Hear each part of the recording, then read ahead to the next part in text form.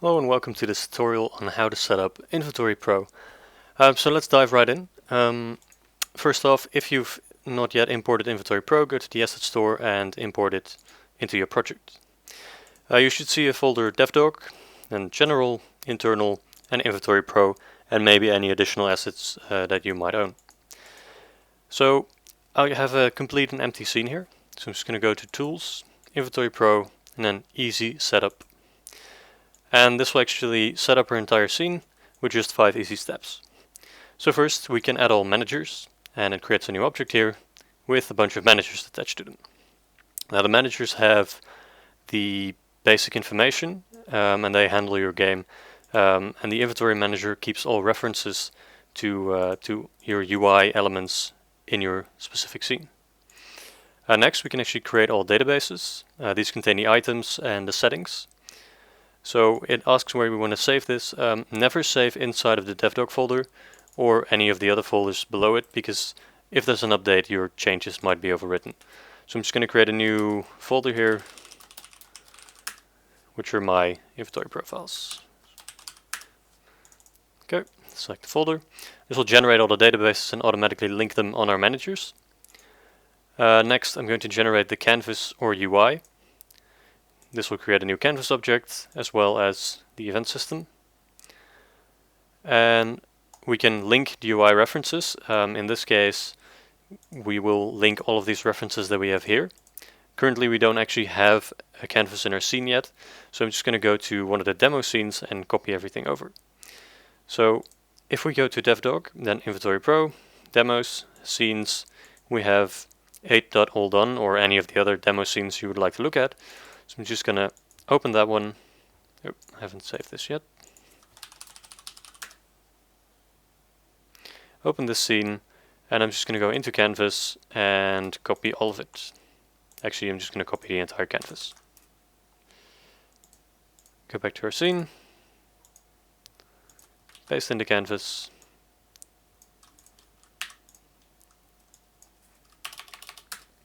Alright, now we can just click link all UI references, and this will link all of the references that are in our canvas. Alright, that's it. And now we can actually open the issue detector, which will scan through our project, looking for any invalid configurations or missing components or anything like that. If you click show rules, you can see all of the rules it's searching for, and you can even create your own ones, but we'll cover that in a different tutorial. Alright, so now the scene's actually set up, but we don't actually have a player yet. So what we have to do next is set up the player. I'm just going to create a new plane here, so we can actually see something in our game. Okay. For a player, I'll just create a capsule. And on this, we're going to add the inventory player component. This automatically adds the player component, which is the general component that is used by all DevDoc assets.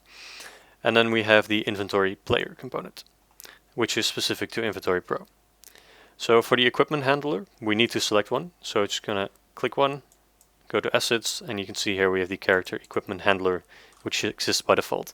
You can actually swap this out into your own equipment handling if you'd like, but again, we'll cover this in a different tutorial. Some of the information we have: is player dynamically instantiated? So if you want to create or add your player at runtime, you should tick this this variable here, and then manage it through code or use a spawner. We'll cover all of that in a different tutorial as well. Don't destroy on load prevents your player from being destroyed when you switch scenes, something you'll likely want. The death drop object, which you can create a lootable object which your player will drop once he dies. The equipment handler handles all of the equipments for this specific character. And then we have all of the player's collections here, which belong to our player. So our player might have 5 inventories, a character collection for equipment, and so forth. So we'll just link these, considering if you just copied the entire canvas, we can just link these collections. So by default, or in the demo scenes, there's 2 inventory windows, a character window and a skill bar. So we just linked all of these, so these now belong to this specific player. Okay.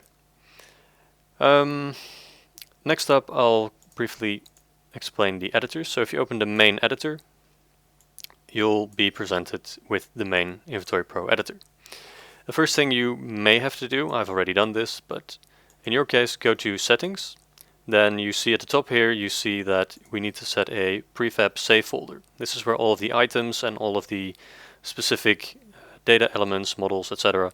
are being saved. So just click Set Path, and then go to your project, and then wherever you want to save them. So I'll just create a new folder called Items, and then select Folder. And this will set the prefab save folder. So all of our items will now be saved into this folder.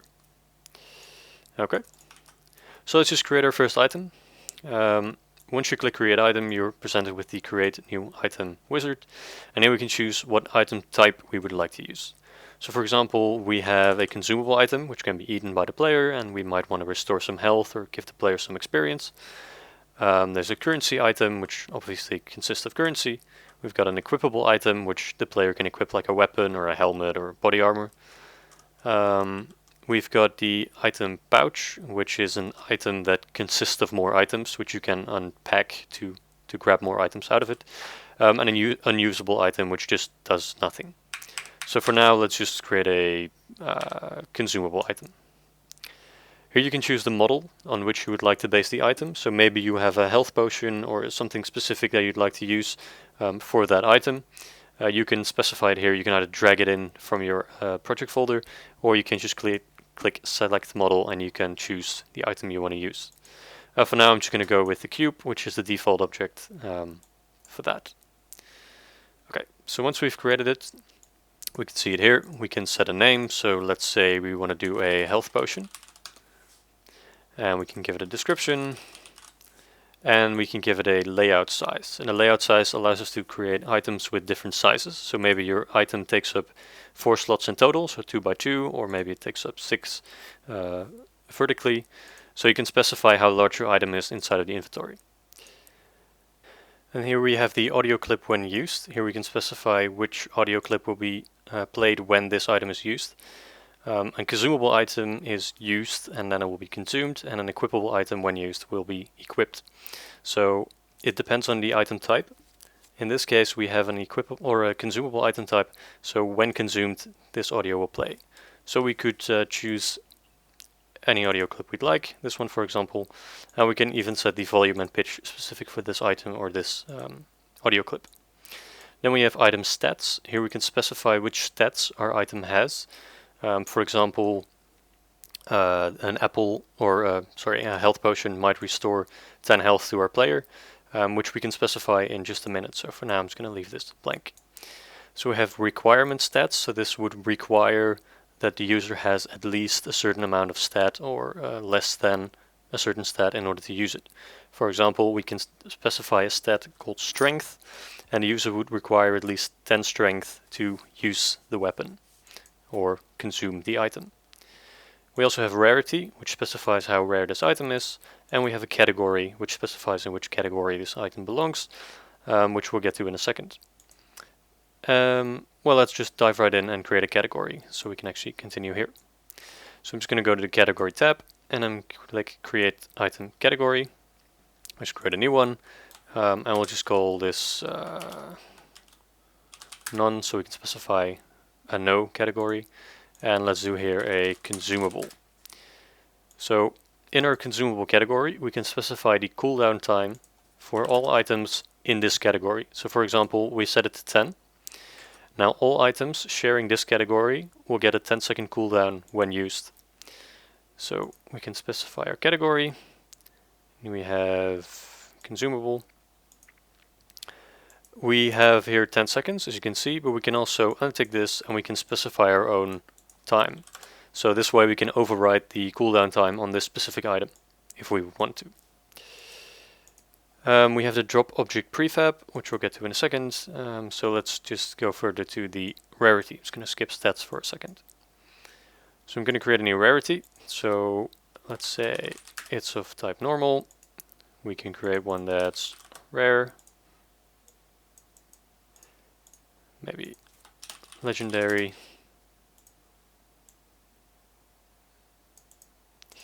and so forth.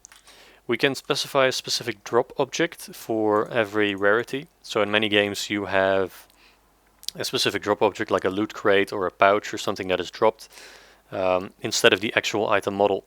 And we can specify that here. So if we would want to drop a specific item for the legendary, we can actually do that here, and we can specify it in this field. For now I'm just going to leave it blank. So now that we have a rarity, we can actually specify it here. So let's pick normal. And let's see, we can overwrite the drop object from our rarity if we would like to, but for now I'm going to leave it blank. We can set a buy and sell price. We'll create some currencies in a second. We can specify if the item is droppable, sellable, storable, or not. The stack size, so maybe we want to be able to stack potions to 10 in a single stack. The weight of a single item, so let's say 0.1. And the required level. Currently this doesn't actually do anything, but third-party assets can use it, or you can use it in your own code to see when an item can actually be used. Alright, so we've done that, so let's get to stats. So I'm just going to create a new stat, for example, health. So we can enable or disable this specific stat, we can give it a category, we can give it a specific name, we can say if we want to show it in the UI, and if so, with what color or what icon. And we can also set a UI prefab. And the UI prefab allows us to visualize the item in the UI. So we can actually show the stat row UI, which is the default, which actually just shows the value in the text field, just a normal number. Or we can use something like row levels, which will actually show it as a progress bar. So we can actually visualize the stats in a different way if we would like to. And of course you can create your own prefabs, but again we'll get to that in a different tutorial. So for now I'm just going to use the default one, just so it has a number. We have the value string format, so we can actually see here below the format example. So if we do, for example, 2, you can see we have 5 health. So this is how the value will be represented in the UI or anywhere else. And you can add that here. Then we have the base start value. So when we start our game, we start with 100 health and our max value is 100. In addition to that, we also have levels. So you can create certain levels. So you might have health, and if your player levels up, you might want to increase your health or your maximum amount of health as your player increases health. An easier way to explain this is if we take, for example, woodcutting, a common thing of crafting in games. You might have levels for your woodcutting. So your maximum value is the amount, or actually let me just create some levels. So if I select the level here, you can see that the maximum value is 100, and for this one as well.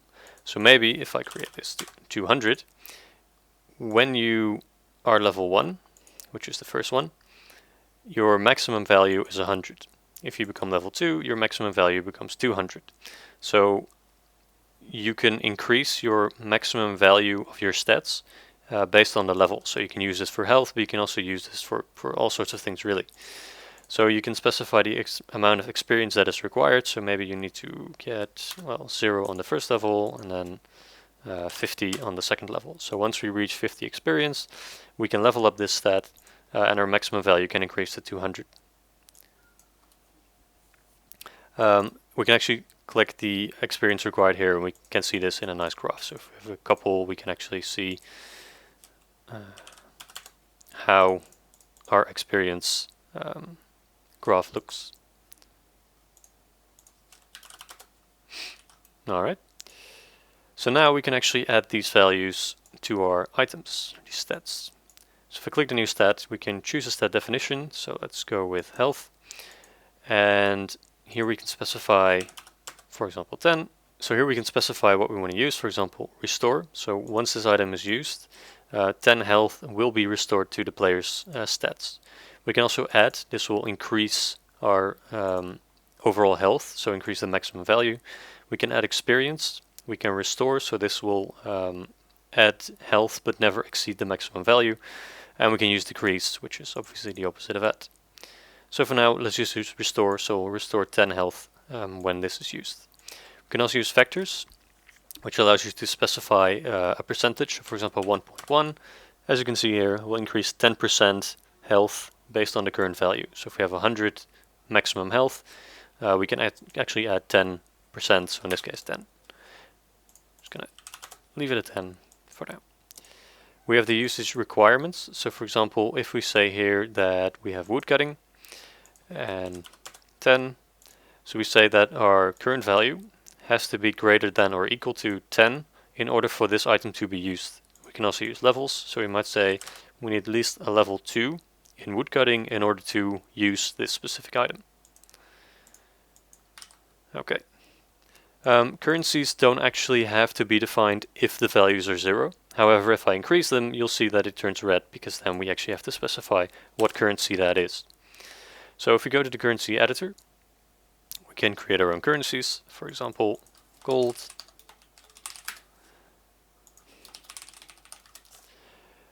And here we can specify what currencies we have and how we can convert between those currencies.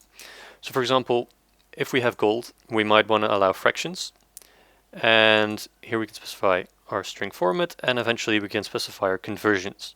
So maybe we also have silver. And in many games, silver is worth less than gold. So we can actually convert 1 gold to 100 silver. We can specify it here. And we can also say that it can automatically convert this currency when it needs it. Then for silver, we can convert that to gold. And 1 silver is worth 0.01 gold. We can also convert on maximum amounts. So for example, if we have a maximum amount of 100, so we cannot have more than 100 silver. In that case, we want to convert it to 1 gold. So 100 silver is worth 1 gold. We can specify that here. We say auto convert on max currency to gold. So if we get 100 silver, automatically convert it to gold. We can convert 1 silver to 0.01 gold. So 100 times that is 1 gold. And we automatically convert to gold. And silver can be converted downwards to silver, or gold can be converted to silver. So 1 gold to 100 silver. We don't have an auto convert in this case, because we don't actually need one, because there's nothing more valuable than gold in this case.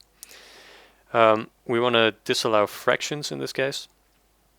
And we can auto convert fractions. So it's basically the same as when we reach a maximum amount of a certain currency. We can also convert the fractions. So if we have 0.2 gold, we can actually say that's worth 20 silver, so I just want 20 silver, not 0.2 gold. So convert fractions, and we can say convert this to silver, and we don't have convert on max. Okay.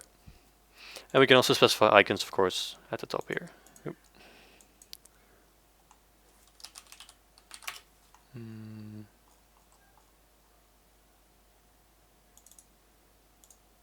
And silver.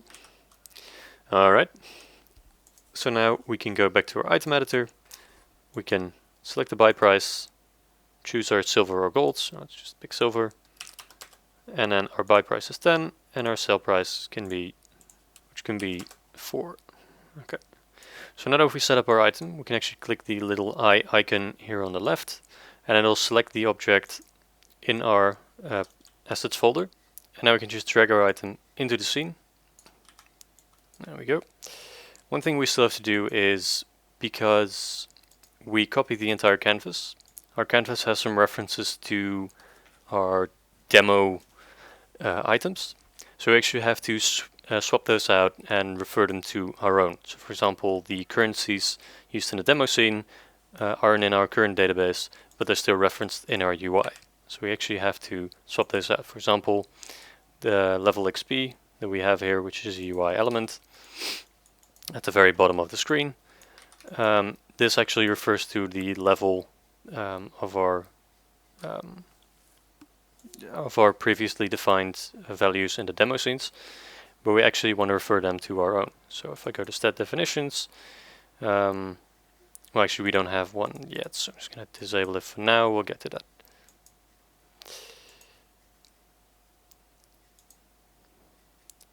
Okay, Our inventory windows has a bunch of currencies that refer to those, so I'm just gonna swap those out for our own currencies. So gold, silver, we actually don't have copper right now, so I'm just gonna disable that.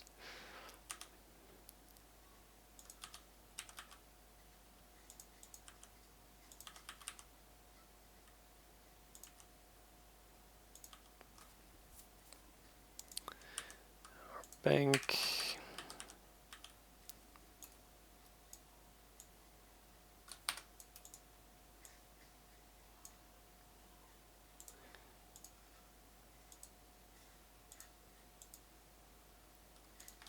The loot window.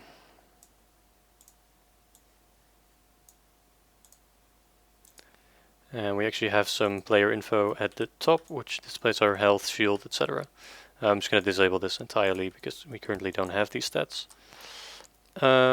And our inventory window actually adds some items right here at the beginning of the game, but these items aren't in our database, so I'm just going to remove this entire component, and that should do the trick.